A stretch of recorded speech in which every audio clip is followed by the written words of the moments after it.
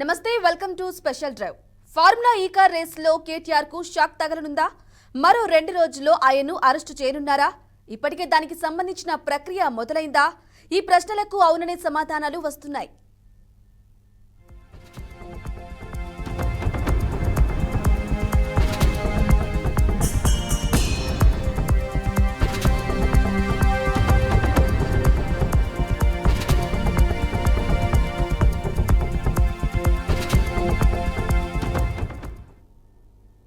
ఇక ఫార్ములా ఈ car race వ్యవహారం పూర్తి స్థాయిలో మాజీ మంత్రి కేటీఆర్ మెడకు చుట్టుకునే అవకాశం కనిపిస్తోంది. ఈ అంశంలో చట్ట ప్రకారం ముందుకు వెళ్లాలని సర్కార్ నిర్ణయించింది. అయితే ఈ కేసులో కేటీఆర్ ను విచారించేందుకు ఇప్పటికే గవర్నర్ అనుమతి ఇచ్చారు. ఇప్పుడు ఈ వ్యవహారాన్ని ఏసీబీకి అప్పగించారు. నేడో రేపో కేటీఆర్ కు ఏసీబీ నోటీసులు జారీ చేసే ఛాన్స్ ఉంది.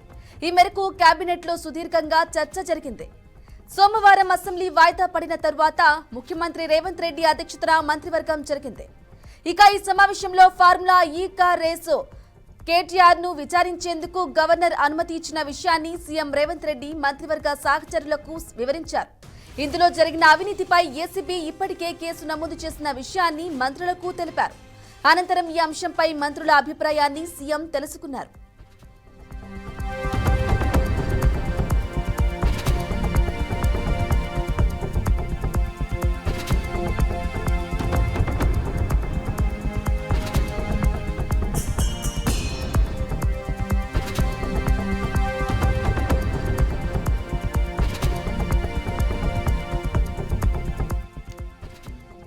అయితే చట్ట ప్రకారమే ముందుకు వెళ్లాలని మంత్రులంతా తమ అభిప్రాయాన్ని స్పష్టం చేసినట్లుగా తెలిసింది. ఇక కేటీఆర్ పై విచారణకు సంబంధించి ఇప్పుడే నిర్ణయం తీసుకుంటే బాగుంటుందని, ఈ విషయంలో జాప్యం జరిగితే ఉపయోగం ఉండదని మెజార్టీ మంత్రులు తమ అభిప్రాయాన్ని వ్యక్తం చేసినట్లు తెలిసిందే. ఇక దీంతో ఫార్ములా 1 ఈ కార్ రేస్ కు సంబంధించి కేటీఆర్ పై కేసు నమోదుకు అనుమతిస్తూ గవర్నర్ పంపిన పత్రాలను సోమవారం రాత్రే ప్రభుత్వ ప్రధాన కార్యదర్శికి పంపాలని నిర్ణయించారు. అనంతరం అక్కడి నుంచి ఏసీబీకి పంపనున్నారు. ఆ తర్వాత చట్ట ప్రకారం ఏసీబీ దర్యాప్తు కొనసాగుతుందని మంత్రులకు సీఎం వివరించినట్లు సమాచారం. ఏసీబీ దర్యాప్తులో భాగంగా తొలుత 1-2 రోజుల్లో కేటీఆర్ కు నోటీసులు ఇవ్వనున్నారు. ఆ తర్వాత ఆయన్ను అరెస్టు చేసే అవకాశం ఉందని ప్రభుత్వ వర్గాలు వెల్లడించాయి. ఈ కార్ రేస్ పేరిట 2-3 విడతలుగా దేశం నుంచి విదేశాలకు పెద్ద మొత్తంలో డబ్బులు వెళ్లాయని, అక్కడి నుంచి తిరిగి ఎక్కడికి వెళ్లాయో ఏసీబీ విచారణలో తేలుతుందని మంత్రిమండలి అభిప్రాయపడింది. అలా విదేశాలకు వెళ్లిన డబ్బులకు సంబంధించి ఆర్బీఐ అనుమతి ఉందా లేదా అనే అంశం కూడా విచారణలో తేలుతుందని మంత్రివర్గంలో చర్చ జరిగింది.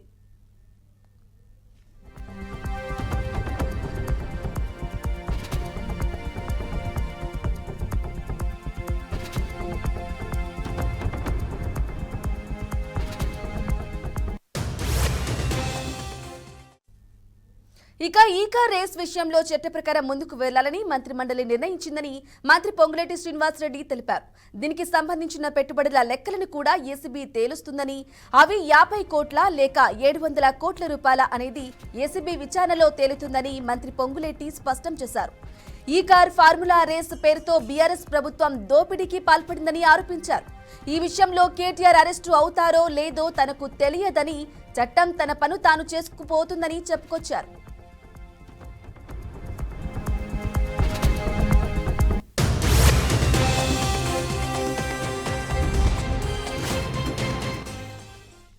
ఇక ఇదే అంశంపై మరింత సమాచారం అందించడానికి మా ప్రతినిధి మహేందర్ రెడ్డి అందిస్తారు. మహేందర్ రెడ్డి, చెప్పండి, ఈ కార్ రేస్ నిధుల మళ్లింపు వ్యవహారంపై కేటీఆర్ ను త్వరలో అరెస్టు చేయనున్నట్లుగా తెలుస్తోంది. వార్తలు కూడా వస్తూ ఉన్నాయి. దీనికి సంబంధించిన అప్డేట్స్ ఏంటి? బ్రాహ్మణి, తెలంగాణలో రాజకీయ ప్రసరతరంగా మారుతున్నాయి. ఒకవైపు సంబరాలు చేసుకుంటే బీఆర్ఎస్ నేతల్లో గుండెలు రైలు పగిలిస్తున్నారు కాంగ్రెస్ నేతలు. నిన్న మంత్రివర్గ సమావేశంలో కూడా దాదాపు కేటీఆర్ అరెస్టు పైన ప్రస్తావించినట్టుగా తెలుస్తుంది. కేటీఆర్ అరెస్టులో ఎట్టి పరిస్థితుల్లో బీఆర్ఎస్ పార్టీ సానుభూతిగా మాట్లాడుకోకూడదు. ప్రజలు ఒక 10 ఏళ్ల పాటు ఎంతలా లబ్ధి పొందారు, ఎంతలా దోచుకున్నారు అనే వ్యవస్థ ఎంత భ్రష్టు పట్టించారనేది మాత్రమే ప్రజల్లోకి తెలియాలి తప్పితే కేటీఆర్ అరెస్టును ఏ రకంగా కూడా రాజకీయ కక్షగా వాళ్ళు పరిగణించొద్దు అనేటటువంటి కోణంలో కాంగ్రెస్ పార్టీ కాంగ్రెస్ ప్రభుత్వం వచ్చి అడుగులు వేస్తున్న పరిస్థితి కనిపిస్తుంది. మొత్తానికి కేటీఆర్ అరెస్టుకు పూర్తిగా రంగం సిద్ధమైనట్టుగా తెలుస్తుంది. మరి ఇప్పటి వరకు విమర్శల వరకే నడిచిన ఈ రాజకీయాలు ఇప్పుడు ఏసీబీ విచారణలు ఈ అరెస్టుల వరకు కూడా రావడం సర్వత్రా చర్చనీయంగా మారిన విషయం కనిపిస్తుంది. బ్రహ్మణే బీఆర్ఎస్ హయాంలో హైదరాబాద్ లో నిర్మించిన ఫార్ములా ఈ రేసింగ్ వ్యవహారంలో భారీగా అవకతవకలు జరిగిన ఆరోపణల నేపథ్యంలో విచారణ జరిపేందుకు ఇప్పటికే గవర్నర్ జిష్ణుదేవ్ వర్మకు గ్రీన్ సిగ్నల్ ఇవ్వడంతో ఏసీబీ విచారణకు మార్గం సుగమైంది. మరి కాంగ్రెస్ నేతలు ఇప్పటి నుంచి వ్యవహారంలో కేటీఆర్ ప్రధాన నిందితులను ఆరోపిస్తూ అరెస్ట్ అవ్వడం ఖాయమేనంటున్నారు, పదే పదే చెప్పుకొస్తున్నారు. దీనిపైన బీఆర్ఎస్ నేతలు మాత్రం అక్రమ అరెస్ట్ అన్నట్టుగా మీకపోతు గాంభీర్యం ప్రదర్శిస్తూ ప్రెస్ మీట్ అయితే పెడుతున్న పరిస్థితి కనిపిస్తుంది. మరి ఈ క్రమంలోనే విచారణకు గవర్నర్ ఆమోదం తెలపడంతో పరిస్థితి కాస్త ఉత్కంఠగా మారింది. మరి ఈ నేపథ్యంలో మంత్రి కోమటిరెడ్డి కూడా చాలా వ్యాఖ్యలు చేయడం జరిగింది. సో కేటీఆర్ అరెస్ట్ మాత్రం తప్పు చేసినాడు కాబట్టి ఇక చట్టమే తరపని చేస్తున్నాడు మంత్రులుగా చెప్పడం, మరి బీఆర్ఎస్ వర్కింగ్ ప్రెసిడెంట్ కేటీఆర్ చేసింది పెద్ద తప్పు అని ఆయన జైలుకు వెళ్ళక తప్పదని మంత్రి కోమటిరెడ్డి కూడా చెప్పడం జరిగింది. సో ఈ నేపథ్యంలోనే బీఆర్ఎస్ అప్పటికి ఉదయం ఇటు ఎమ్మెల్యేలతో మాజీ చైర్మన్లతో ప్రెస్ మీట్లు పెట్టిస్తున్నారు. ఇదంతా కూడా కుట్ర పూర్తిగా చేస్తున్నారు, కాంగ్రెస్ పార్టీ చేసింది ఏమీ లేదు, ఇలాంటివి అరెస్టులకు మేము భయపడబోమంటూ మేకపోతూ గాంభీర్యంతో ప్రెస్ మీట్లు పెడుతున్నామంటూ మంత్రులు కూడా పదే పదే చెప్పడం జరుగుతుంది. సో మొత్తానికి కేటీఆర్ జైలుకు వెళ్ళక తప్పదని, 7 ఏళ్ల వరకు జైలు ఉండాల్సిన పరిస్థితి ఉందని, ఆయన చేసే తప్పకు బెయిల్ కూడా రాదని మంత్రి జోసెఫ్ చెప్పడం కూడా ఇటు వివాదాస్పదంగా మారుతున్న విషయం కనిపిస్తుంది. మరి అంతర్జాతీయ చట్టాల ప్రకారం కేటీఆర్ కు బెయిల్ వచ్చే ఛాన్స్ లేదని కూడా మంత్రి కోమటిరెడ్డి పేర్కొన్న పరిస్థితి కనిపిస్తుంది. మరి బీఆర్ఎస్ ఎమ్మెల్యేలు నల్ల చుక్కాలు ధరించి ఈ రోజు అసెంబ్లీలో బెయిల్ వేసుకుని రావడంపై కూడా స్పందించారు మంత్రి కోమటిరెడ్డి. సో ఇలాగా ఒకటి ఇష్యూను డైవర్ట్ చేయడానికి బీఆర్ఎస్ నేతలకు వినతో పోసినటువంటి విద్య అనేటట్టుగా కూడా మంత్రులు చెప్తున్న నేపథ్యం కనిపిస్తుంది. సో ఫార్ములా ఈ రేస్ కేసులో మాత్రం బీఆర్ఎస్ వర్గాల్లో తీవ్ర ఉత్కంఠ నెలకొందని చెప్పుకోవచ్చు. ఈ కేసు విచారణకు గవర్నర్ గ్రీన్ సిగ్నల్ ఇవ్వడంతో ప్రభుత్వం ఏసీబీకి లేఖ పంపించింది. మరి ఈ క్షణంలోనే కేటీఆర్ నోటీసు వచ్చే అవకాశం ఉంది.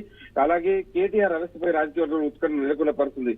సో తాను మాత్రం ఎలాంటి విచారణకు సిద్ధమైన కేటీఆర్ పదే జరుగుతుంది. మరి ఆరోపణలు నిజమైన బహిరంగ ఒప్పుకుంటున్నా కేటీఆర్ దాంట్లో దాచిపెట్టేది ఏదీ లేదని చెప్తున్నారు. గతంలో నేను హెచ్ఎండిఏ కు వైస్ ప్రెసిడెంట్ గా ఉన్నాను, మా నాన్న ఏదైతే కేసీఆర్ చైర్మన్ గా ఉంటారు, నేను వైస్ చైర్మన్ గా ఉన్నాను కాబట్టి ఆ నిధులు సేకరించే అవకాశం మాకు ఉంది కాబట్టి నేను తీసుకున్నాను తప్పితే దీంట్లో ఏముంది విచారణ చేసుకోండి, నా ఇంటికి కూడా పీకలేరు అనేటట్టుగా కొన్ని రెచ్చగొట్టే వ్యాఖ్యలు కూడా చేయడం అయితే జరిగింది. సో ఇవన్నీ నేపథ్యంలో మరి ఈ అరెస్ట్ తథ్యం అనేటువంటి విషయాలు మాత్రం తెలుస్తున్నాయి. అయితే మహేందర్ రెడ్డి చెప్పండి, అంటే మీరు చెప్పినట్లు గవర్నర్ అనుమతికి కూడా వచ్చింది. ఈ నేపథ్యంలోనే ఆల్రెడీ అసెంబ్లీలో కూడా చర్చ జరిగినట్లుగా తెలుస్తోంది. మంత్రులు కానీ సీఎం కూడా చర్చించినట్లుగా కూడా తెలుస్తోంది. అప్డేట్స్ ఏంటి దీనికి సంబంధించి? ఓవైపు పొంగులేటి వ్యాఖ్యలను కూడా ఏ విధంగా చూసుకోవాలంటారు? పొంగులేటి చట్టం తరపంచాలని చేసుకోబోతున్నట్టున్నారు. ఇటు మంత్రులు సైతం ఒక్కొక్కరుగా కేటీఆర్ చేసిన తప్పుకు ఎన్టీవీలో బెయిల్ రాదంటూ వ్యాఖ్యలు ఇస్తున్న పరిస్థితులు కనిపిస్తున్నాయి. సో ఈ కేసు మాత్రం చాలా సీరియస్ గా తీసుకున్నారు. దీనికి అనుగుణంగా ఇప్పటికీ కొన్ని ఎఫ్ఐఆర్లు కూడా చేర్చారు.